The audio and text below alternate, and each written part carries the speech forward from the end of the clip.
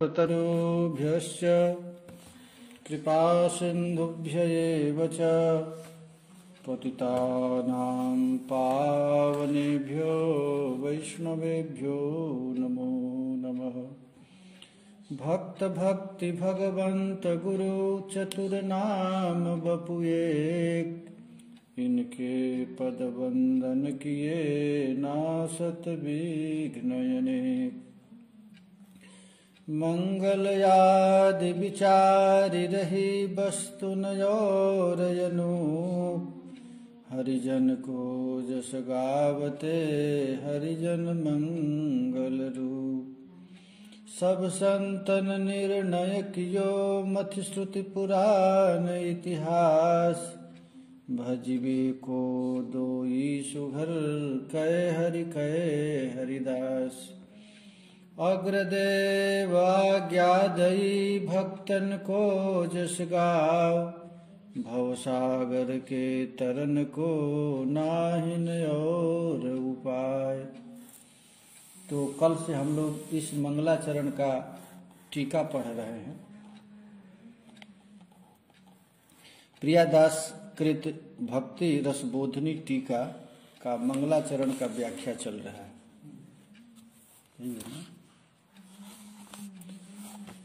तो अग्रदास जी ने इनको आदेश दिए कि तुम भक्तन का चरित्र गाओ।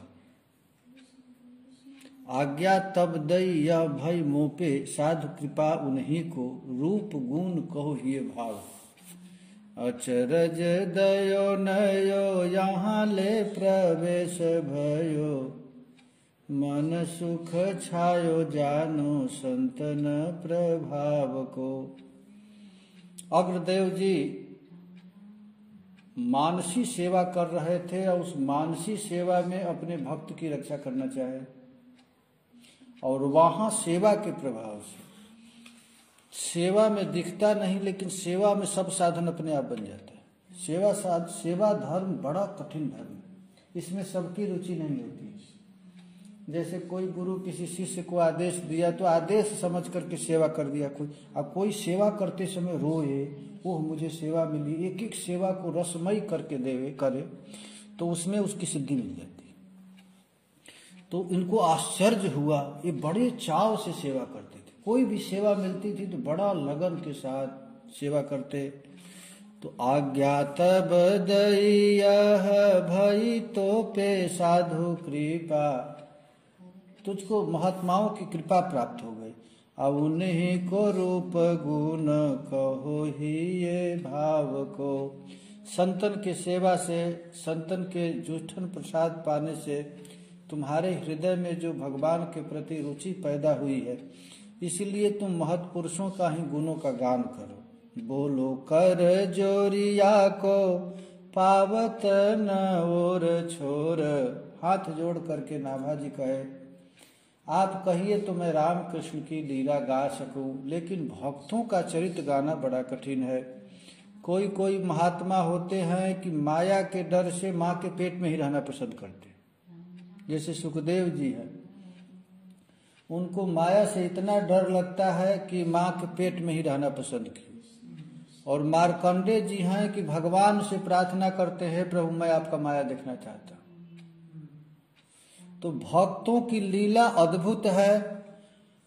वो हाथ जोड़ करके कहे, गाऊं राम कृष्ण नहीं पाओ भक्ति दाव को। राम कृष्ण की लीला तो गा सकता हूं, लेकिन भक्तों का चरित्र गाना बड़ा कठिन है। वो भक्त किस भाव में, किस सेवा में मत्त हैं। तब अग्रदेव ने आज्ञा दी, कही समुझाय वोई हृदयाई कहे सब। गुरुदेव आदेश दिए कि चिंता मत करो, जिस महात्मा के याद करोगे वही महात्मा तुम्हारे हृदय में बैठ करके अपना चरित्र लिखवा लेगा। तुमको अब बुद्धि नहीं लगाना है। कही समुझाव वोही हृदयाई कहे सब, जिन लय दिखाय दई सागर में नाव को। जो तुम हमारी सेवा कर रहा था, हमारी तुम सेवा कर रहा था और हमारी सेवा के प्रभाव से हमारे मन के मानसिक सेवा में तू प्रवेश कर गया। तो तुम चिंता मत करो, जिन महत्पुरुष के कृपा से तुमको यहाँ तक प्रवेश हो गया, मैं मन में क्या सोचता हूँ वो तुम समझ गया, तो चिंता मत करो, तुम केवल सेवा करो और महात्माओं की कृपा से तुझको सब कुछ प्रकट हो जाएगा। तो प्रियादास जी ने 2 छप्पे में नाभाजी का चरित्र गान किए कि नाभाजी कौन थे, इनका वंश का वर्णन करते हैं। हनुमान वंश ही में जन्म प्रशंस जाको, भयो दृगहीन सो नवीन बात धारिये। नाभाजी हनुमान वंश में थे, तो हनुमान जी का तो कोई पुत्र इत्यादि चला नहीं, तो इनका वंश कैसे हो गया? तो आचार्य कहते हैं कि इनके पिता परपिता दादा परदादा इत्यादि को संतान नहीं हो रही थी। तो किसी पंडित के पास गए, ब्राह्मण के पास गए और ब्राह्मण से प्रार्थना किए कि हमारे वंश में बच्चा नहीं जन्म ले रहा है। तो उन्होंने कहा कि चिंता मत करो, तुम हनुमान जी की आराधना करो। तो हनुमान जी कृपा करके उनके वंश में उनकी विस्तार की, इसलिए इस वंश का नाम हो गया हनुमान वंश। ये दक्षिण भारत के थे। हनुमान वंश ही में जन्म प्रशंस जाको, जन्म लेते ही इनके पिता मर गए। जिस गांव में रहते थे बहुत भारी अकाल पड़ गया, खाने पीने के लिए त्राहि त्राहि मचने लगे। अब पानी पीने के लिए भी नहीं मिला, सब लोग गांव छोड़ करके इधर उधर भाग गए। माँ सोची कि अब मैं कैसे बचूं, पिताजी भी नहीं, तो माँ भी गोद में लेकर के नाभाजी को भागे। और जब नाभाजी का जन्म हुआ था तो ये इनका नेत्र नहीं था, अंधा थे, और अंधा नहीं ऐसा आंख भी नहीं था, आंख था ना एक भी नहीं, केवल ऐसे मांस जैसे ऐसे लिपा हुआ था, ऐसा था नाभाजी। तो पुत्र के जन्म होने के कारण तो पिताजी प्रसन्न हुए, लेकिन देखे कि इनका नेत्र नहीं है तो बड़ा भारी कष्ट में आ गए, दुखी हो गए। लेकिन पुत्र तो पुत्र ही है, अंधा हो चाहे लंगड़ा हो चाहे लूला हो, माँ के लिए तो माँ पुत्र ही है। तो बड़ा वे दुखी हुए। तो आकाशवाणी हुई कि चिंता मत करो, ये लड़का साधारण नहीं है, ये साधारण बालक नहीं है, यह बालक समस्त जगत को एक नया रास्ता देगा। तो उनके पिताजी कहे कि जिसको अपने रास्ता का पता नहीं वो दूसरों को रास्ता क्या देगा, अपने ही अंधा है तो दूसरों को क्या देगा। तो इसके विषय में सोचो मत। ये नाभाजी कौन थे? साक्षात ब्रह्मा जी के अवतार। जब भगवान श्री कृष्ण ने गोचारण लीला कर रहे थे तो उस समय ब्रह्मा जी आकर के वत्स और बछड़ों को चोरी की। तो चोरी करने से अपराध बन गए। देखो भाई, ये अपराध बन जाते, किसी कोई भक्त को भगवान से दूर करता है तो अपराध देता। बछड़ों को और बच्चों को जो चुरा लिए थे इनमें अपराध बन गया। तो उस अपराध को मिटाने के लिए, ये अपराध मिटाने के लिए इनको भक्त को बिलगाव किए थे, तो अब भक्त के गाथा गाएंगे और उस भक्त की माला बनाएंगे। एक भक्त दूसरे भक्त, सब भक्तों का चरित्र का एक माला बनाएंगे और उस माला बना करके प्रभु के गले में पहनाएंगे। तो ये भक्त माल का श्रोता कौन है? तो इस भक्त माल का श्रोता, जैसे भगवान की लीलाओं का कथा का श्रोता भक्त लोग होते हैं, उसी तरह भक्त चरित्र का श्रोता स्वयं भगवान।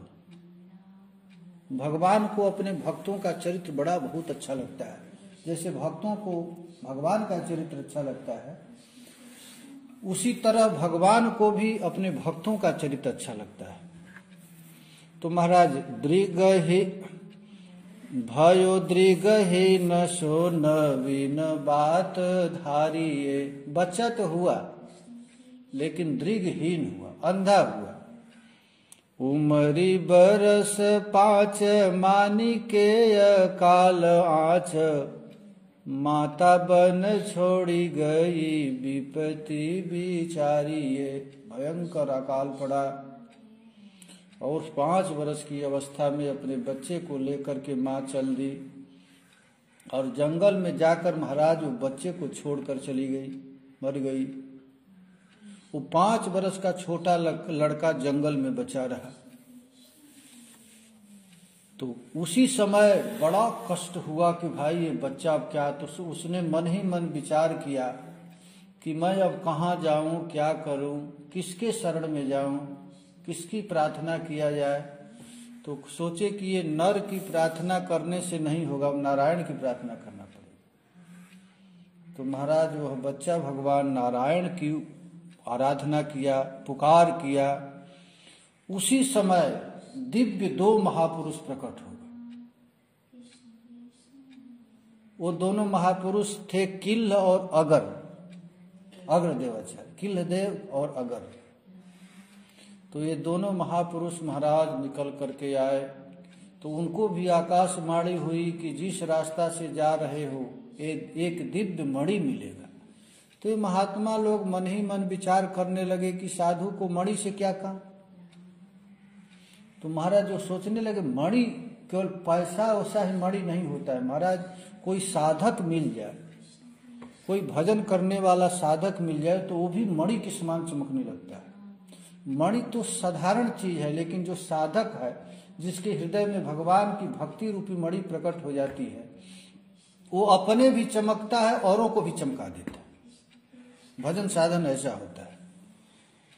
तो महाराज दुखित माता इन्हें वन में छोड़कर चली गई। माता और पुत्र दोनों के लिए कितनी बड़ी विपत्ति थी। माँ को भी कितना कष्ट है, बच्चे से दूर हुई और बच्चे को भी।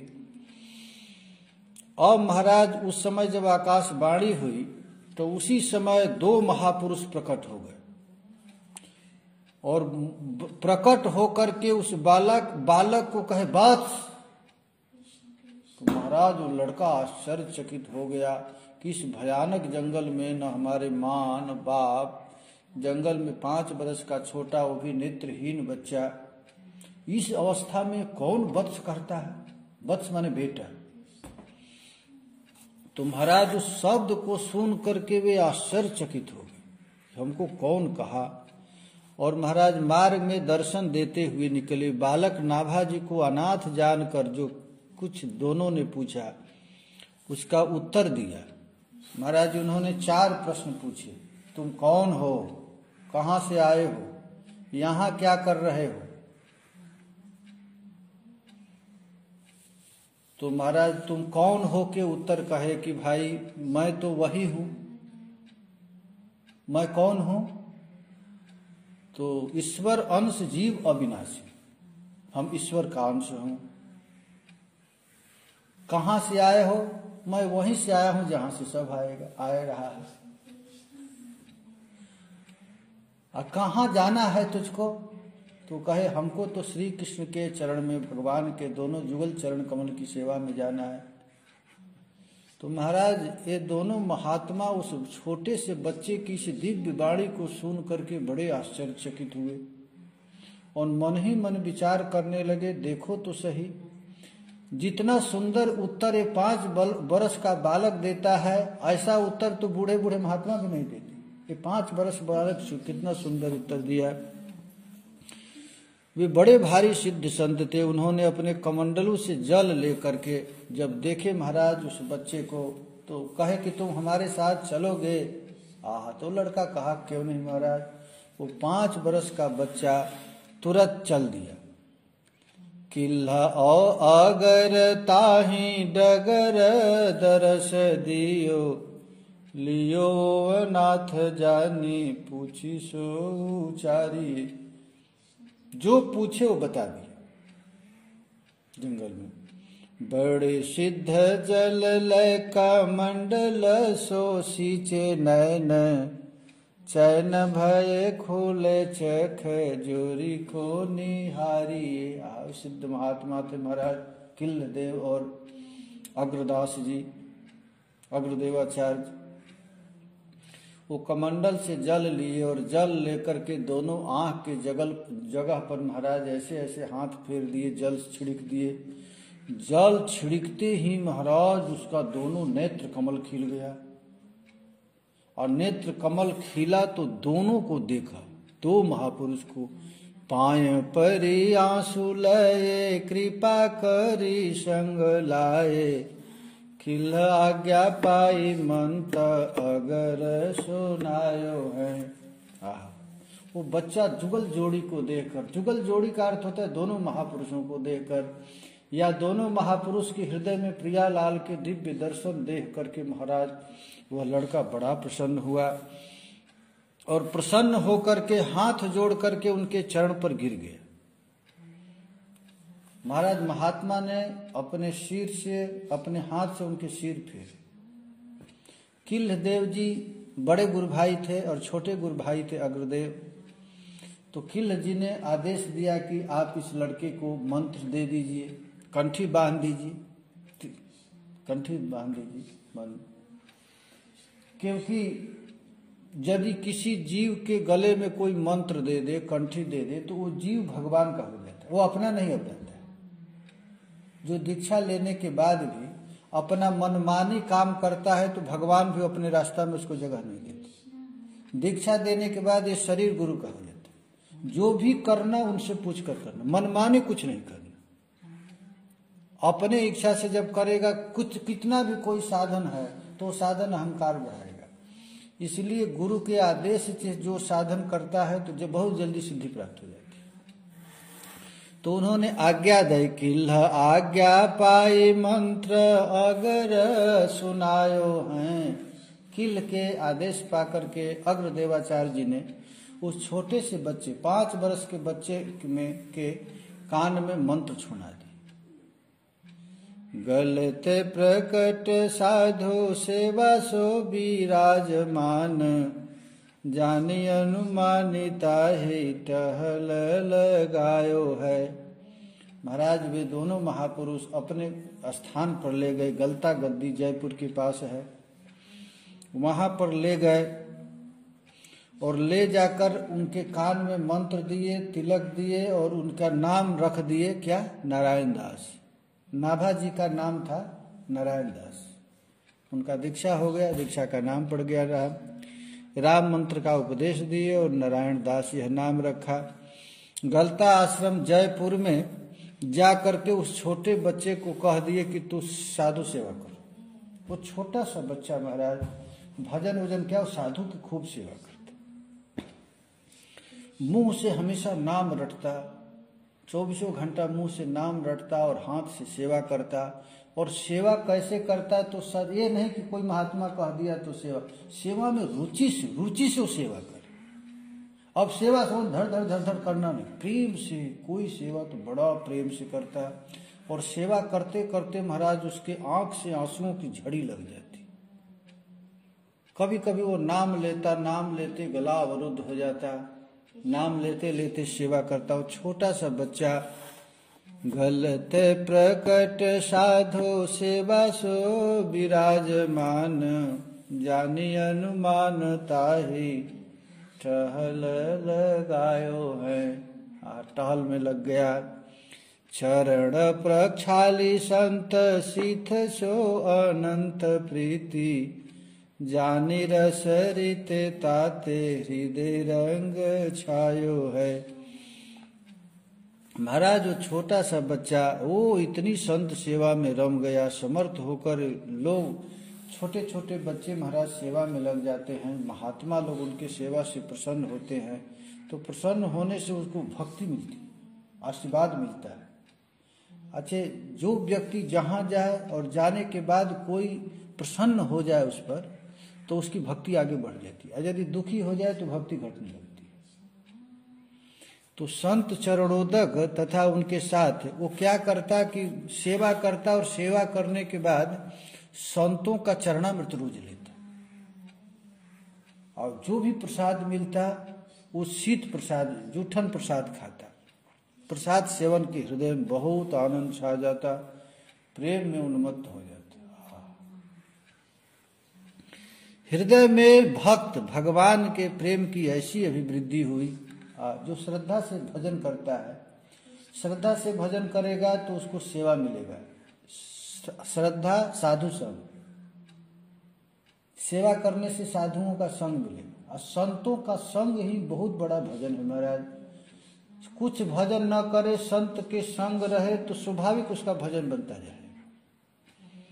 तो श्रद्धा, साधु संग, इसके बाद भजन क्रिया, भजन में लग जाए तो भजन करने में उसका जो अनर्थ है वो अनर्थ आएगा। तो साधु सेवा करेगा, श्रवण और कीर्तन दिन रात करता रहेगा, तो जो अनर्थ है अनर्थ से पार हो जाए। अनर्थ माने काम आए, क्रोध आए, लोभ आए, ये सब अनर्थ उपस्थित हो जाता है। पूर्व जन्म का जैसा संस्कार है, उस संस्कार बस जीव के हृदय में जो भी अनर्थ उपस्थित होता है, तो श्रवण और कीर्तन, साधु सेवा से, वैष्णव की सेवा में रुचि लग जाए, साधु श्रवण कथा मिल जाए, कीर्तन मिल जाए, तो जो अनर्थ है अनर्थ से पार हो जाएगा। और जब अनर्थ से पार होगा तो उसको सेवा में रुचि आएगी, प्रेम आएगा, प्रेम की अभिवृद्धि हो जाएगी। नाम कीर्तन करते करते उसे आनंद आएगा, प्रेम में मत वाला हो जाएगा। इससे इनके हृदय में बहुत प्रेमानंद छा गया। भई बढ़वारी ताको पावे कौन पारवार। ऐसा मैं संत सेवा करता, चरण प्रक्षालन संत शीत सो अनंत प्रीति। महात्माओं का चरणामृत और जूठन प्रसाद, उससे उसको इतनी प्रीति बन गई कि जानी रस रीति ताते हृदय रंग छायो है। ऐसा दिव्य तेज बढ़ गया, झरझर झरझर आंख से आंसू बहने लगे, शरीर रोमांच हो जाता, गला अवरुद्ध हो जाता, और बीच बीच में हा जीवन सर्वस्व, हा प्राणनाथ, ऐसे कह कह कर महाराज वो चिल्लाने लगता है। भई बढ़वारिता को पावे कौन पारावार। उसकी हृदय में अद्भुत प्रेमानंद छा गया।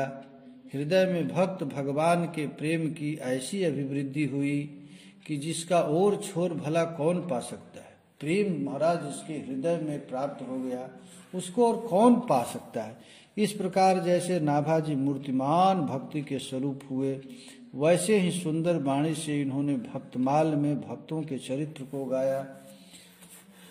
इनके हृदय में भक्ति बढ़ी। देखो भाई, जिसकी हृदय में भक्ति नहीं होगी वो भक्त चरित्र लिख नहीं सकता।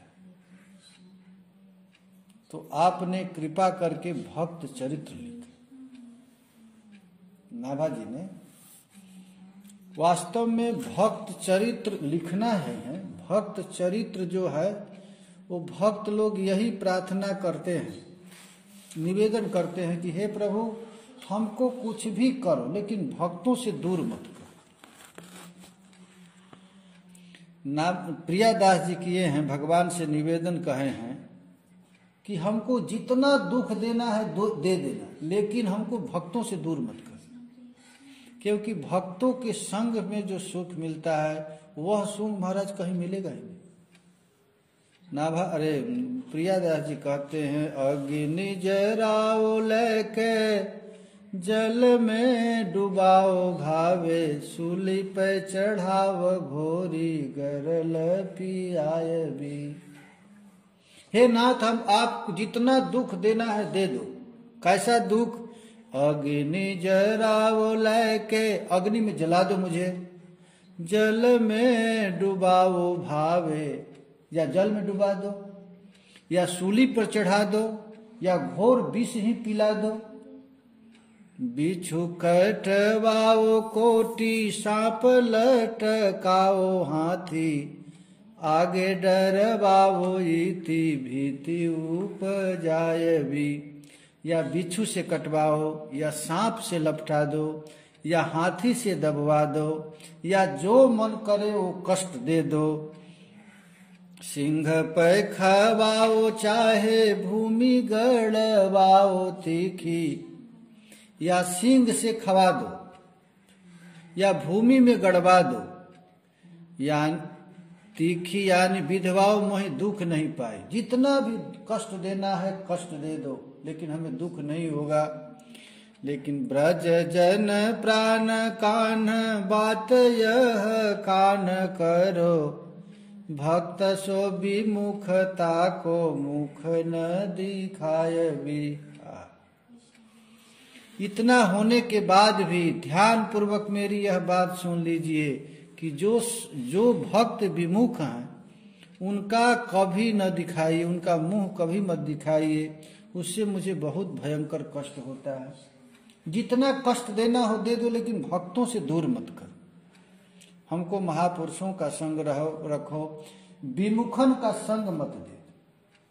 तुलसीदास जी कहते हैं कि बरुभल बास नरक कर ताता, दुष्ट संग मोहि देहु विधाता। अपने प्रेमी महात्माओं का हमें संग दे दो, दुष्टों का संग मत दो। जितना दुख देना हो दे दो, लेकिन महात्माओं का संग दे दो। इस प्रकार महाराज नाभा जी ने ठाकुर जी नाभा जी के हृदय में प्रेम भक्ति जग गई, और प्रेम भक्ति जगी तो उन्होंने पहले 24 अवतारों की वर्णन की। ये भगवान भी भक्त ही है महाराज, भगवान भी भक्त हैं। भगवान किसके भक्त हैं? भक्तों के भक्त। अब भक्त किसके भगवान भक्त है? दास के दास। तो उन्होंने 24 अवतार का वर्णन किया। जय जय मीन बराह कमठ नर हरि बल बामन, परशुराम रघुवीर कृष्ण कीरति जग पावन, बुद्ध कल की व्यास पृथु हरिहंस मनवंतर, यज्ञ ऋषभ हय ग्रीव धुरहु बरदैन धनवंतर, बद्रीपति दत्त कपिल देव सनकादिक करुणा करौ, 24 रूप लीला रुचिर अग्रदास उर्पद धरो। भगवान अपने प्यारे भक्तों को सुख देने के लिए विविध अवतार धारण करते हैं। अवतार केवल भगवान भक्त के लिए ही लेते हैं। राम हो या कृष्ण हो, बराह हो, नृसिंह, ये जितना ठाकुर जी का अवतार है किसके लिए है? भक्तों को सुख देने के लिए। भक्तों के सुख देने के लिए भगवान विविध खेला करते रहते हैं, सुख देने के लिए। ठाकुर जी का 24 अवतार का याद किए हैं। मीन बराह कच्छप नरसिंह वामन, भगवान के 24 अवतार की जय हो। जय जय मीन बराह कमठ नर हरि बलि बावन, जय हो, इनका मंगल हो। हम इन्हें नमस्कार करते हैं। किसको नमस्कार करते हैं? तो परशुराम रघुवीर कृष्ण कीरति जग पावन। परशुराम रघुवीर मान श्री राम, कृष्ण आदि सभी अवतारों का पवित्र कीर्ति संसार को पवित्र करने वाली है। बुद्ध कल की व्यास पृथु हरिहंस मनवंतर, बुद्ध कल की व्यास पृथु हरिहंस मनवंतर। यज्ञ, भगवान का एक अवतार है यज्ञ।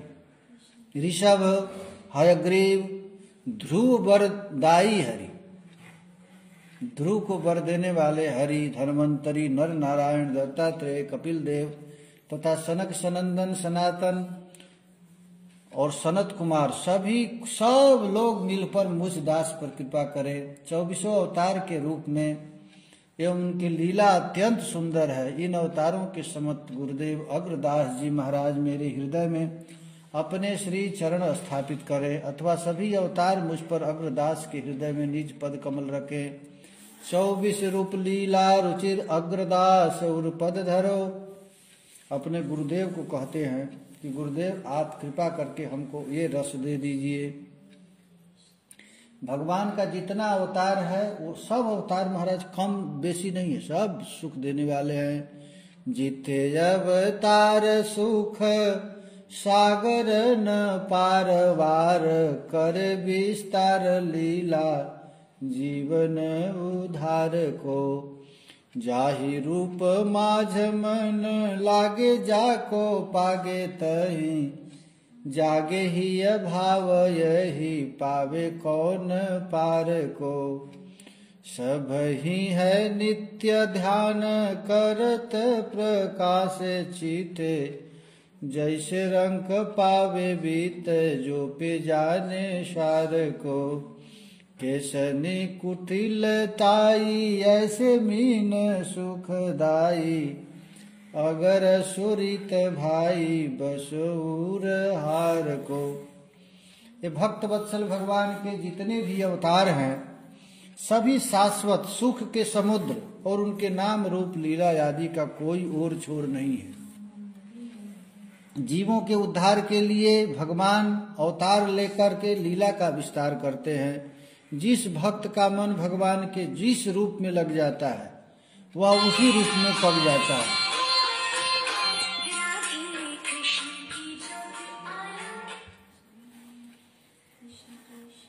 ध्यान करते हृदय में प्रेमानंद प्रकाशित करते हैं, तब वह भक्त ऐसा सुखी हो जाता है जैसे दरिद्र धन पा गया हो। इस प्रकार भूषण है दुर्लभ अनुभवी तभी होता है जब वह गंभीर रहस्य को समझे। इस प्रकार केशों की कुटिलता दूषण न होकर भूषण है। केश जिसका घुघराला ही होता है ना, वो खराब माना जाता है कि अच्छा?